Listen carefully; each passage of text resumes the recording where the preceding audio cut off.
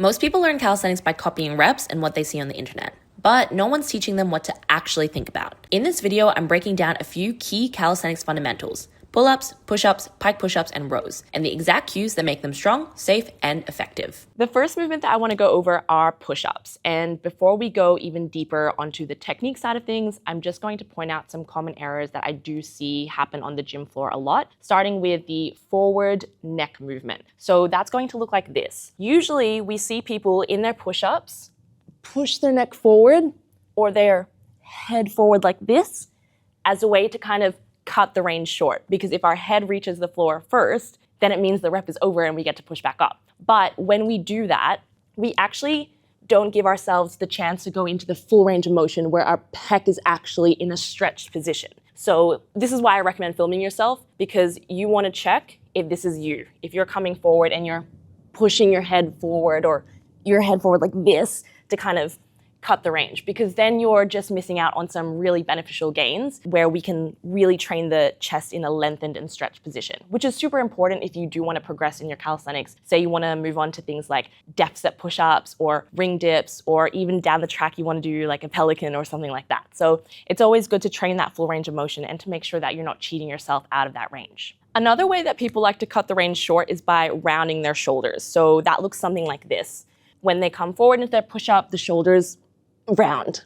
Now, technically, there's nothing really wrong with that, except it just means you're training your shoulders and not your pecs in their most stretched position, right? So chances are, if you have a well-rounded program, you already have exercises that are dedicated to your shoulders. So you want to use the push-ups for what they're for, which is training your chest. That horizontal push, okay? So that's going to bring us to the very first thing we want to focus on when we are doing our push-ups, and that is leading with the chest and squeezing the shoulder blades together. So you want to think about, if these are your shoulder blades, pretend there's a pencil in between your shoulder blades, and you're trying to squeeze the pencil as you go lower. So in my push-up position, I'm here. I'm going to squeeze the shoulder blades together, and I'm going to lead with the chest, not the neck, not the shoulders. And then I'm going to come up, and then same thing again. Squeeze the shoulder blades together, open up the chest, and then up. So shoulder blades squeezing together, and thinking about leading with the chest helps make sure that we are training that full range of motion and not getting those compensations of pushing our neck forward or rounding the shoulders. So you're probably watching this video because calisthenics is a big priority of yours. So for this specific technique that I'm showing you today, I don't just want to focus on the squeezing the shoulder blades back, which is retraction. I also want to show you protraction. Now, in some gym programs, this might be called a push-up plus, but if calisthenics is the main priority and push-ups are in your program, just your push-ups like this. So we're going to add that element of protraction, which is the opposite of squeezing the shoulder blades together and more about spreading the shoulder blades apart. But we'll do that at the top of the movement. So when we're here, we want to think about squeezing the shoulder blades together. We come down, lead with the chest, we come up, and then we add this protraction. So we squeeze together on the way down, and then as we come up, we push tall and we protract. That's probably why some people call it a push-up plus, because there's that little bit of extra range of motion in the movement. Another common error that I want to address are fingertips. Now, it's very common for me to see people do push-ups with narrow fingers, but what we want to do, especially if we have calisthenics goals such as weighted push-ups or maybe plyometric push-ups or that famous calisthenics Superman push-up, we want to do our push-ups with wider fingers. And the reason we do this is because it gives us a bigger base of support, and then we can also use the fingertips to press into the ground so that not all the weight is coming from the heel of our palm. Not only can that be the cause of wrist issues and wrist pain, but it just means that we're allowing for more efficient technique. And when it comes to strength, efficient technique is always going to be key. So we want to set up with wide fingertips here, right? As we come down, remember we got that retraction. I'm gripping the floor with the fingertips, and I'm going to push the floor away from me from not just the palm, but the fingertips as well. So I'm really pressing down into the floor, getting that nice even weight distribution and making the push-up a lot more powerful. So we've gone over our fingers, we've gone over our shoulders. Now let's go over the elbows. So with our normal stock standard chest and tricep push-up, we want our elbows to be going down at a 45-degree angle, which means we don't want our elbows flaring out to the sides of the room and we don't want our elbows tucking in too much to the torso.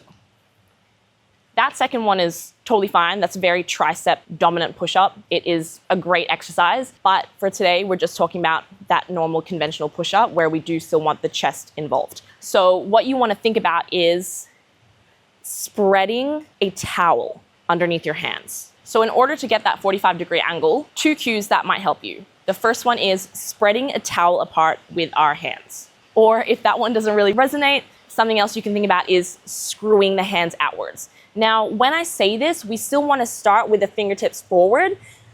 Maybe if your wrist can't handle it, that's okay. You can turn out just slightly. But the intention is we can pretend like there's a towel underneath us and we're trying to spread the towel apart. So see there, it's this tiny little action, and that is enough for us to be able to get the elbows at a 45-degree angle, thus making this a chest and tricep push-up. So let's go over the whole thing, okay? Fingertips wide, glutes engaged, towel spread, or screw the hands into the floor. From here, I squeeze the shoulder blades together. I lead with the chest. My shoulder blades are still squeezing together. My elbows are going to 45 degrees. Then from here, I'm going to come up and push tall. So squeeze, elbows to 45, come up and push tall. So now that you know these cues, the next time you do your push-ups, I want you to film them and I want you to focus on your neck, your shoulders, the angle of your elbows, and your fingertip placement. Then from there, make the adjustments needed in order to be able to get your perfect push-up.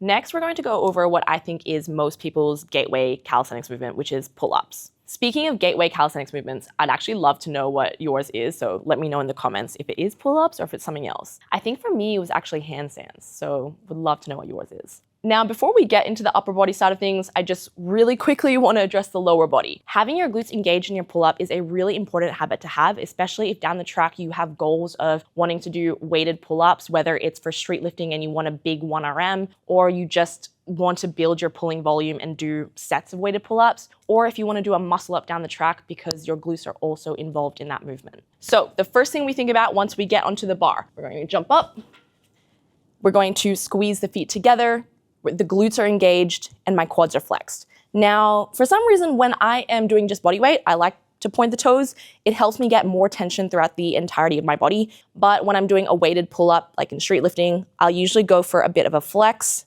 where that way I can squeeze the plate with my heels. Again, a full flex is going to help get more tension in the legs anyway, so it's totally up to you. Experiment with what feels better. Pointed toes, legs flexed, whatever helps you get the most amount of tension in the legs. So when I'm here, I squeeze and I do my pull-up.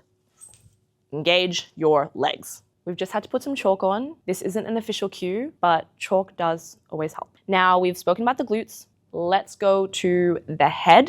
This is going to be an important part of your setup as well. When we do our pull-up, we want to look up at the bar.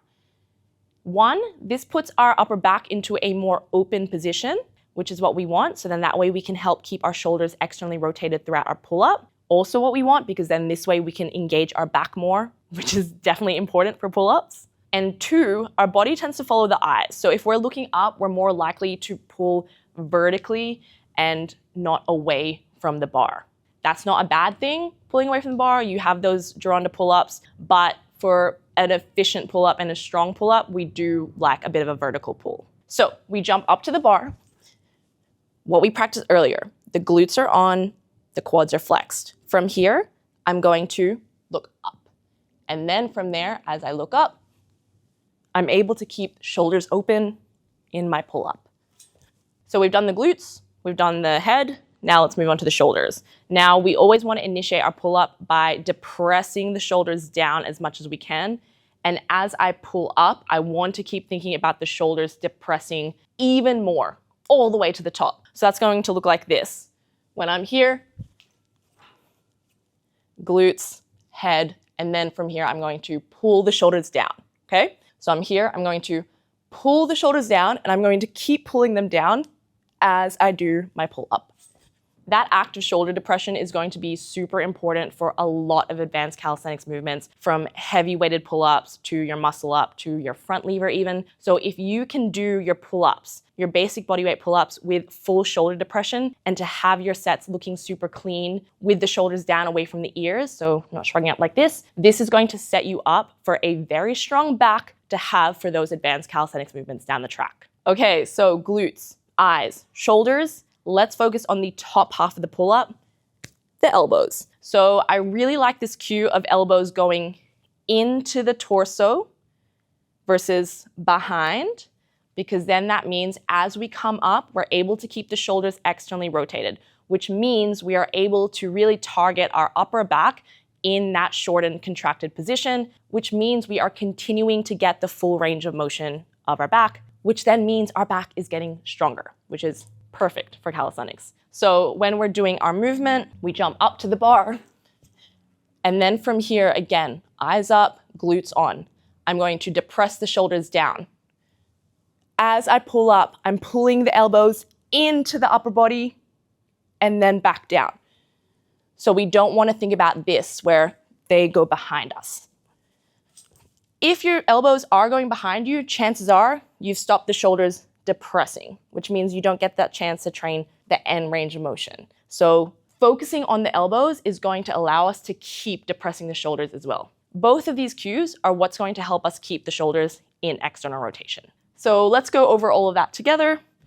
So I'm jumping up to the bar, big grip, glutes are on, quads are flexed. I look up, and then from here, shoulders depressed, pull the elbows into the body, coming back down. Shoulders, elbows, and back down. We're back on the floor because the next movement I want to go over are pike push-ups. Now, if you want to learn a handstand push-up or you want to learn a bent arm press, having a strong pike push-up is key. And what is the key to having a strong pike push-up? Good technique. So let's go over it. Let's start with our setup. So pike push-ups are a vertical push, so we want to make sure that when we are setting up, our feet aren't too far back and that it's basically a horizontal push. We want to walk our feet in so that we are in that piked position in order to make it a vertical push. If this feels hard for you, you can just widen the feet as it makes it a bit easier on the flexibility. So from here, we want to think about our head being the top of a triangle and our hands being the base of that triangle. A really common error I see with pike push-ups are that people will flare their elbows out and put their head in the middle of the hands. But if we want to get the most out of this cue is going to make it harder, but it then means we're actually loading the shoulders and you're then able to actually get stronger. So when we're doing our push-up, we want to aim for our head to make it to the top of a triangle. So we're in our pike position. Just like our push-ups, we want to have our fingertips wide for that strong base of support. We're still going to think about screwing the hands outwards or spreading that towel apart. So when I'm here, pike, and then I'm going to lower down, screw the hands out, head and shoulders go over the hands, and then I press using my fingertips and the heels of my palm. So a big push throughout that entire base of support to help make that push-up feel strong. So we'll go over that one again. Really key. Fingertips and then screwing that towel out. I might show you this way so you can see the angle of the elbows. Same thing, we want the elbows going to 45-degree, not out to the sides of the room. Corners of the room is where we want them. So pike, and then from there, down, forward, and then pushing up. As I push up, I want to keep my core engaged to help make the movement even stronger. So far for our calisthenics basics, we've covered a vertical push and a vertical pull through our pike push-ups and our pull-ups. We've also covered a horizontal push through our push-ups. And now we're going to go over a horizontal pull, which will be the ring row. I really wanted to include the ring row because while it doesn't look as badass as a pull-up or a bent arm press, I think a lot of people get into calisthenics because it looks cool. But do you know what else looks cool? Good posture. And ring rows can be a staple in helping give your muscles the endurance needed to maintain good posture throughout your day, especially in a world where we tend to be sitting a lot, whether we're typing away at an office job, we're writing, or we're driving. So this is something that I think is still really important to include in a calisthenics program and an overall gym program, really. So you know how in a push-up we were really focused on the shoulder blades squeezing together as we go into the movement? Exact same thing here, except now we're squeezing them together as we go into more of the pull. So when I'm here in the ring row, I want to think about initiating the movement by squeezing the shoulder blades together. So they're going here. Remember that pencil? Let's bring it back. So I squeeze the shoulder blades together, and as I bend my arms, I'm still squeezing, and then I'm coming down. So this way, as I'm pulling, I don't want to go into this roundness, okay? We're really trying to train our back here, and that's going to happen with that act of retraction. Do you also remember in our push-ups how I talked about that protraction? We want to add that in here too. So from here, we retract to come up. On the way down, we maintain the retraction. At the bottom, we're going to protract to get that stretch in the rhomboid, the upper back. So here, retract, up, down, protract, and stretch. Make sure that that is a stretch through here, but that doesn't mean we lose tension in the core and glutes and go down here. So we maintain glute and core tension, we retract, squeeze, squeeze, squeeze, squeeze, squeeze, and then we spread and stretch. Now, depending on what our goals are, maybe what our weaknesses are, or what specific muscles we're trying to target, we can play around with the grip and our elbow angle to help hit different muscles. If I wanted to strengthen my lats, I would go for a neutral grip, and I'm going to think about bringing my elbows to my hips. So we really focus on the retraction, but also the depression, where the shoulders stay down away from the ears. So this way I can really focus on making it a lat bias movement. So I'm here, neutral grip, squeeze, elbows down, protract, squeeze, elbows down, and protract. Now, if I wanted to train my upper back from here, I'm going to go to an overhand grip, so a pronated grip, and I'm going to think about flaring my elbows and pulling a little bit higher. So my elbows are going to go more next to my shoulder versus down to my hip. So how that's going to look is I'm here, I'm going to squeeze the shoulder blades together and pull nice and wide to help hit more of that upper back. So there you have it, 4 calisthenics basics broken down so that way you can go into the gym and be confident that you're training clean form, so this way you're actually getting stronger towards your calisthenics goals. I know there are a bunch of other calisthenics basics that I haven't broken down in this video, so if you are keen for a part 2, pop them in the comments below and make sure to subscribe so that you don't miss it. Or if there's a calisthenics movement that you really want broken down, let me know and I can make that video too. Thank you for watching, and I will see you in the next video.